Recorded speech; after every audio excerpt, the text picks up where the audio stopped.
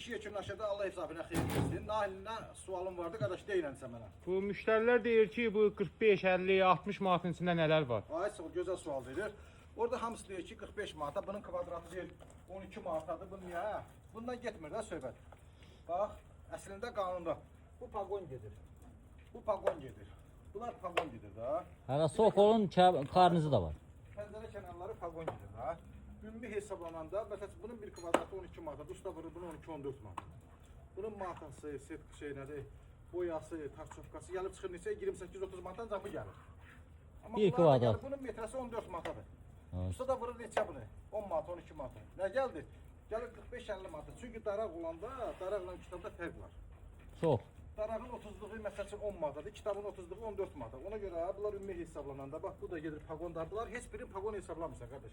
Belə gəl tarih. Qorxma, belə gəl. Qorxma, sən buradasan, hala qorxuram. Qorxma. Bax pəncərələri gördün. Bu pəncərələrdə ümumi kvadratın içində gedəndə gəlir çıxır 45, 50, 55, 60, 70 manata qədər olur. Çünki şəbəkə orada klasika gedəndə klasik fərqli olur da. Klasikdə detal çox olur deyə. Bunların orada müştəri üçün heç birini pagon hesablamırsan qardaş. Bir qiymət. Hamısı da gedir. Kvadratın ümumi kvadratı içində. Məsəl üçün 100 kvadratdır. Nə qədər eləyir? 5000. Klassik olanda nə qədər? 100 kvadrat 66000. Yəni o pəncərələrdir, tinlərdir, kitablardır, hamısı onun içində gedir qardaş belədir. 50-nin içində. Bəli. Sağ ol. Allah köməyiniz olsun.